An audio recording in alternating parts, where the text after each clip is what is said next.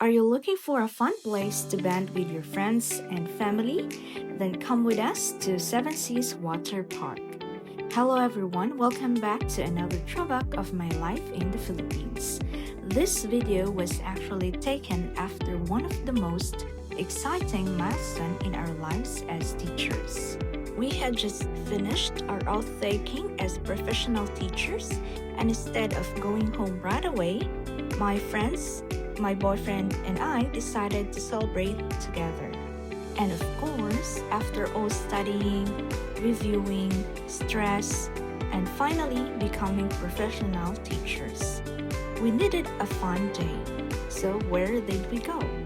Seven Seas Water Park in Opol, Misamis Oriental. Come with us and let me show you what our day looked like. So our first ride was the Cyclone. And guys, just look at this. This is the Cyclone, one of the biggest and most exciting water slides in the park. It sends riders down from a 6-story high starting point into a massive funnel. And before we even tried it, we were already scared. But since we're already there, we had to be brave, so we gathered our courage and decided to try it. The ride uses a 4-person raft, and since there were 7 of us, we had to split into 2 groups, which means we had to do it twice. And here we go!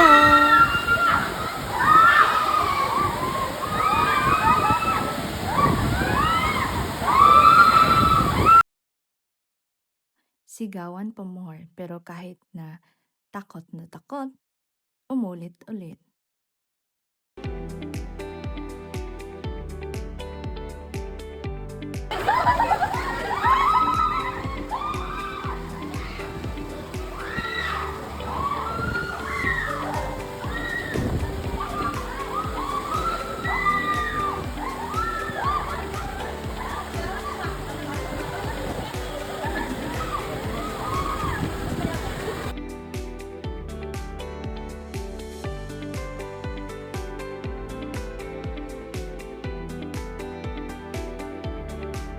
Next naman ay sinubukan namin ang Pacific Racer and Speed Slides. Ito yung high-speed racing slide kung saan nakahiga kayo sa mats at sabay-sabay kayong dumudulas pababa sa makatabing tracks. Kung gusto nyo namang bilis at exciting na ride, siguradong magugustuhan nyo ito. At syempre, may konting competition din. Tingnan natin kung sino ang unang makarating sa baba.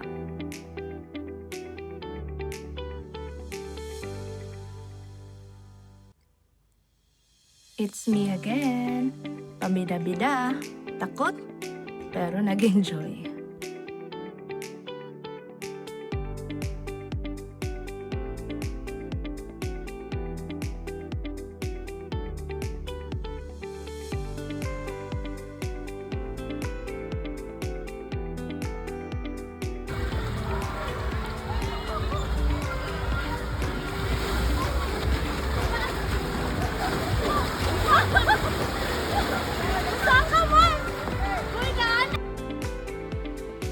Next naman ay ang Cannonball Run.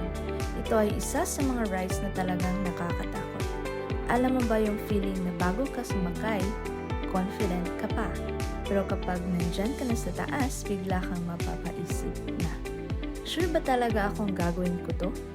Pero since nandito na kami, wala nang atrasan. Kaya ayun, tinuloy namin.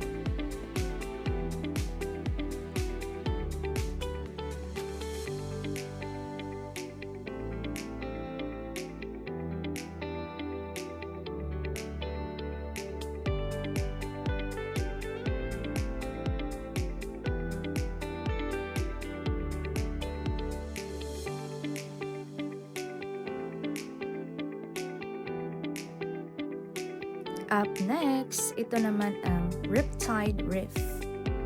Next na sinubukan namin ito, kasama ko ang aking kasintahan, at ito naman ay magandang ride kung gusto mong may kasama kang ibang tao.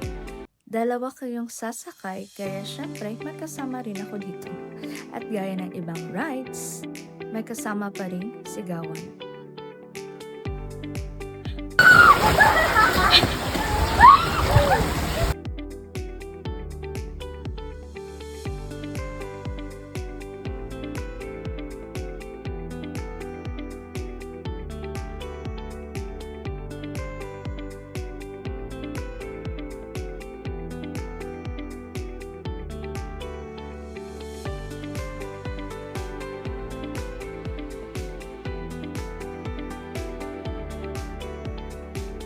pagkatapos ng lahat na nakakapagod na rides, nagdesisyon kami na mag-relax ng konti.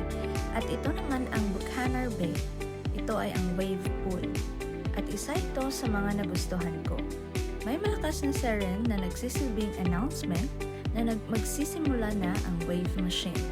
Kaya kapag narinig mo na ang tunog, alam mo nang paparating na ang waves. At pagkatapos, ayan, ang saya, lalo na kapag kasama mo ang kaibigan mo. Pero sasabihin ko sa iyo, nakakangalay din. Lalo na kung wala kang mang inflatable at pilit mong nilalabanan ang mga alon. Kaya kung hindi ka ganun kagaling lumangoy o gusto mong mag-relax, mas okay na gumamit ng inflatable. Nag-enjoy kami sa paglalaro sa waves at pag-enjoy sa tubig. Siyempre, hindi kami pwedeng pumunta ng Seven Seas nang walang pictures. Kasi aminin natin, anong silbi ng swimming kung walang picture? Maraming magagandang spot dito na pwedeng pagpicturan. May colorful na structures, tropical scenery, pools at iba't ibang magagandang background. Kaya habang nagpapahinga sa pagitan ng swimming at rides, photoshoot muna. Kailangan natin i-document ang memories.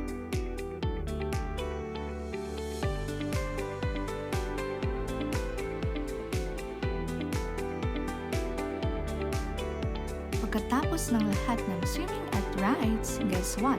Gutom na kami, syempre, kaya oras na para kumain. Kung wala kayong dalang pagkain, okay lang dahil may restaurant at foods option din sa loob ng park. At pagkatapos ng lahat ng rides, talagang kailangan naming mag-recharge. Next is ang Mighty Moy River.